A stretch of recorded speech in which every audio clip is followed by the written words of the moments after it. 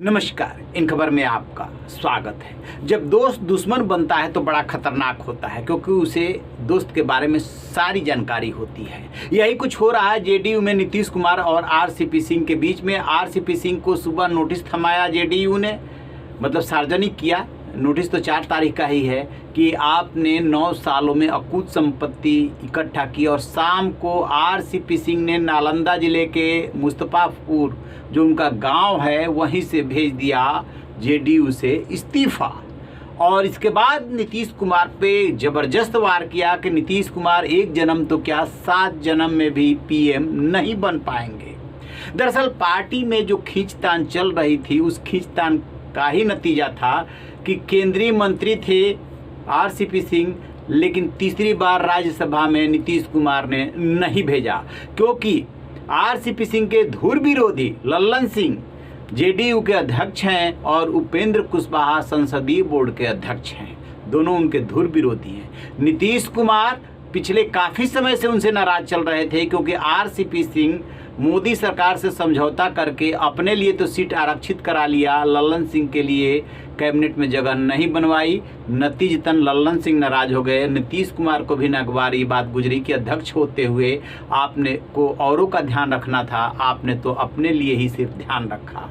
इसके बाद खींचतान शुरू हो गई थी, दूरियां बढ़ने लगी थी। जो आरसीपी सिंह कभी नीतीश कुमार के खासम खास हुआ करते थे, वो उपेक्षित होने लगे। इसी बीच जब राज्यसभा का टिकट नहीं मिला और केंद्रीय मंत्री का पद चला गया, तो जो नारेबाजी हुई, मीटिंगें हुई, उसमें उनको अगला सीएम या भविष्य का सीएम बताते हुए नारे लगे। वो वीडियो भी वायरल हुआ। स्वाभाविक रूप से नीतीश कुमार उसे देख करके खुश नहीं हुए होंगे। और इधर लल्लन सिंह और जो उपेंद्र कुशवाहा है, वो कहीं न कहीं काट करते रहे।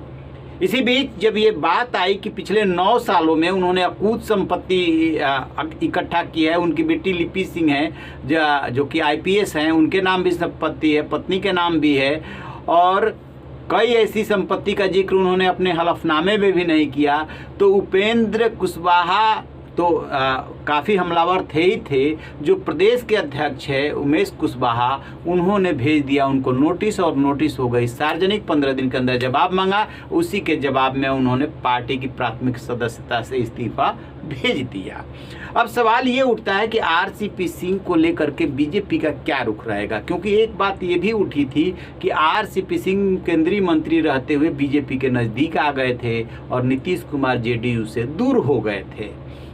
देखिए, सियासत में होता क्या है कि आप नज़दीक या दूर स्वार्थ के हिसाब से होते हैं।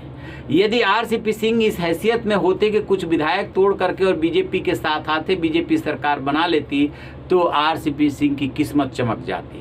लेकिन चूंकि आरसीपी सिंह 45 विधायकों में से कुछ 2-4 को भी तोड़ने की स्थिति में नहीं है, इसलिए आरसीपी सिंह को बिल्कुल बीजेपी गले नहीं लगाएगी। अभी वो नीतीश कुमार को साध करके चल रही है, उनकी नाराज़गी को झेल रही है। नीति आयोग की कल बैठक होने वाली है, उसमें केसीआर के बाद नीतीश कुमार ऐसे दूसरे मुख्यमंत्री हैं जिनकी तरफ से खबर आ गई है कि वो नीति आयोग की बैठक में शामिल नहीं होंगे। सबसे बड़ी बात यह है कि जेडीयू के अध्यक्ष व केंद्रीय मंत्री रहे आरसीपी सिंह पे भ्रष्टाचार का इतना बड़ा आरोप लगा है, और बीजेपी प्रतिपक्ष खास तौर से आरजेडी दोनों मौन क्यों है। 2019 का लोकसभा चुनाव रहा हो या 2020 का बिहार विधानसभा चुनाव, उस दौरान लगभग हर रोज़ नेता प्रतिपक्ष तेजस्वी यादव आरसीपी सिंह पे हमला बोला करते थे। आरजेडी नेता तेजस्वी यादव मीडिया में आकर बयान देते थे कि यहाँ पे आरसीपी टैक्स वसूला जाता है।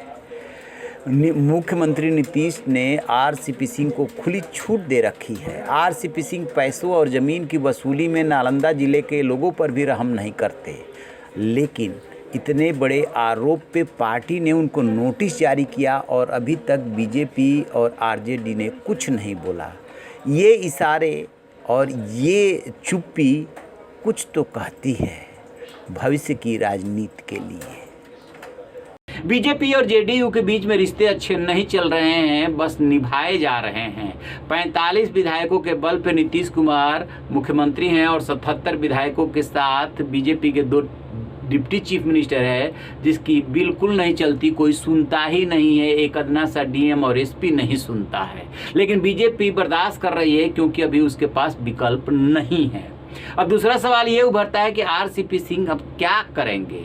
तो उनके पास पैसे रुपए की कमी नहीं है, नालंदा के इर्द गिर्द के इलाकों में वो घूम रहे हैं, अपनी राजनीतिक जमीन तैयार कर रहे हैं, लेकिन वो भी अब बुजुर्ग हो चले हैं। राजनीतिक जमीन बनाने के लिए लंबा संघर्ष करना पड़ता है। बीजेपी यदि अभी उनको भाव नहीं देगी तो फिर कौन सी पार्टी उनको भाव दे सकती है। जेडीयू से निकाले गए या उन्होंने इस्तीफा दे दिया या ऐसी परिस्थितियां बनी कि उन्हें इस्तीफा देना पड़ा। बीजेपी अभी उन्हें भाव देगी नहीं। फिर ऐसे में वो महागठबंधन नज़र आता है, तो क्या महागठबंधन उनको वो गले लगाएगा? ऐसे दूर दूर तक संभावना नहीं दिखती। क्या वो अपनी पार्टी खड़ी करेंगे? बहुत सारी बातें हैं जो उनको लेकर के हो रही है। अब देखते हैं कि आगे आगे होता है क्या। रहिए ना बेखबर, देखते रहिए इन खबर। Thank you.